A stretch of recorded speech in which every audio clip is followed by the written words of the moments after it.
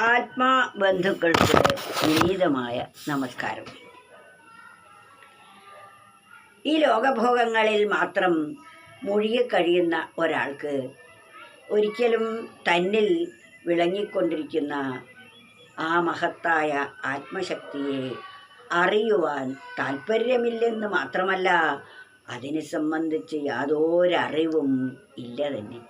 അറിയാനുള്ള ജിജ്ഞാസയുമില്ല. അതാണ് ലോകത്തിൻ്റെ സ്വഭാവം. അതാണ് വിഷയപദാർത്ഥങ്ങളുടെ ആധിക്യത്തിൻ്റെ ശക്തി കൊണ്ടുണ്ടാവുന്നതും.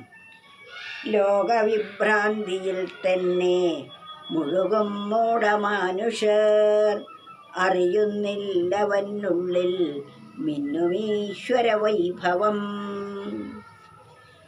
ലോകവിഭ്രാന്തിയിൽ തന്നെ, ഈ ലോകത്തിലെ ഈ വിഭ്രമങ്ങളിൽ തന്നെ മുഴുകിക്കൊണ്ടിരിക്കുന്ന മനുഷ്യർക്ക് തൻ്റെ ഉള്ളിൽ മിന്നിപ്രകാശിച്ചു കൊണ്ടിരിക്കുന്ന ഈശ്വര വൈഭവം ഒട്ടും തന്നെ അറിയാൻ കഴിയുന്നില്ല.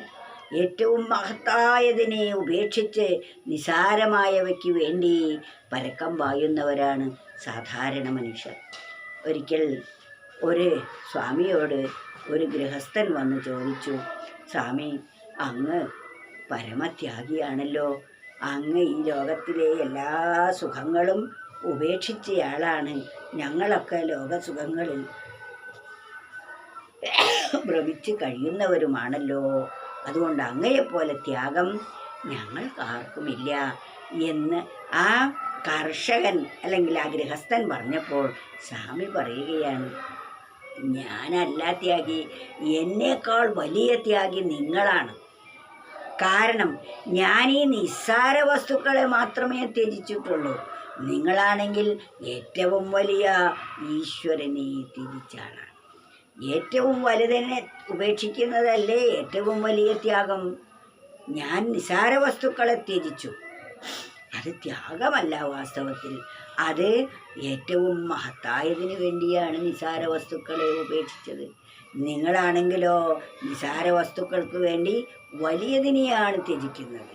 അപ്പോൾ എൻ്റെ ത്യാഗത്തേക്കാൾ വലിയ ത്യാഗം നിങ്ങളുടെ ത്യാഗമല്ലേ എന്ന് ഒരു സ്വാമി പറയുകയുണ്ടായി. അത് ഫലിതരൂപത്തിലാണെങ്കിലും അതെത്ര വാസ്തവമാണ്.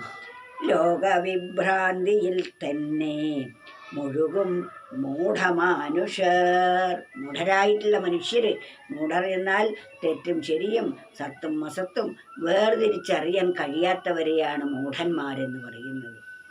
സത്തേതാണ് അസത്തേതാണെന്ന് അറിയില്ല, എന്നിട്ട് സത്തിനെ ഉപേക്ഷിച്ച് അതിൻ്റെ ചണ്ടിയെ അല്ലെങ്കിൽ അസത്തായതിനെ സ്വീകരിക്കുന്ന പ്രകൃതം ഉള്ള മനുഷ്യരെയാണ് മൂഢമനുഷ്യർ എന്ന് പറയുന്നത്. അങ്ങനെ മൂഢരായ മനുഷ്യർ തൻ്റെ അകത്തിരിക്കുന്ന ഈശ്വര വൈഭവത്തെ, മിന്നിക്കൊണ്ടിരിക്കുന്ന ഈശ്വര വൈഭവത്തെ അറിയുന്നില്ല. കാരണം നാം ഈ പ്രകാരം മാംസനിർമ്മിതമായ ഈ ശരീരത്തിൽ ഇരിക്കുന്ന ശരീരത്തോടു കൂടിയ ഒരു വ്യക്തി അല്ല. അഖില ബ്രഹ്മാണ്ടത്തിനും നായകനായിരിക്കുന്ന ആ സർവേശ്വരൻ തന്നെയാണ് നമ്മുടെ ഈ ശരീരത്തിലിരിക്കുന്നത്. അത് ബോധ്യം വരണമെങ്കിൽ ആ ഈശ്വരനുമായുള്ളൊരു സമ്പർക്കം നിസാരമായ ഈ ജീവനുണ്ടായിരിക്കണം. ജീവനായിരിക്കുന്ന എനിക്കുണ്ടാവണം. അതുമായുള്ള ബന്ധം എനിക്കുണ്ടാകുമ്പോൾ അതിൻ്റെ എല്ലാ ഗുണങ്ങളും എന്നിൽ പ്രകാശിക്കാൻ തുടങ്ങും. അപ്പോൾ നിസാരമായ ദേഹസ്ഥനായ ഞാനല്ല എന്നും ആ സർവത്തിനും ആധാരമായിരിക്കുന്ന ആ പരമസത്തയാണ് ഞാനെന്നും ഉള്ള തിരിച്ചറിവ് നമുക്ക് കിട്ടും. അതാണ് യഥാർത്ഥത്തിലുള്ള അറിവ് എന്ന് പറയുന്നത്. പക്ഷേ ആ അറിവിനെ ഈ ലോകവിഭ്രമത്തിൽ മാത്രം ഒഴുകിക്കഴിയുന്ന ഒരാൾക്ക് ഒരിക്കലും അറിയുക സ്വാഭാവികമാണ്. അതുകൊണ്ട് ഇതിനെ അറിയാൻ സാധിക്കുകയില്ല. ഇതിനെ അറിയണമെങ്കിൽ ഇവയെല്ലാം അനിത്യവും ക്ഷണികവും തുച്ഛവുമാണെന്ന് ബോധിച്ച് ഇവയിൽ വിരക്തി വരണം. വിരക്തി വരുമ്പോൾ മാത്രമേ അതിൽ നിന്ന് വിട്ടുകിട്ടുകയുള്ളൂ. അങ്ങനെ മനസ്സ് അതിൽ നിന്ന് വിട്ടുകഴിഞ്ഞാൽ മാത്രമേ സത്തായിരിക്കുന്ന ഈശ്വരനിലേക്ക് പതിക്കാൻ സാധിക്കുകയുള്ളൂ.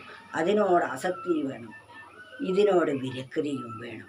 അതാണ് ലോകവിഭ്രാന്തിയിൽ തന്നെ മുഴുകും മൂഢമാനുഷർ, അറിയുന്നില്ലവനുള്ളിൽ മിന്നുമീശ്വര വൈഭവം.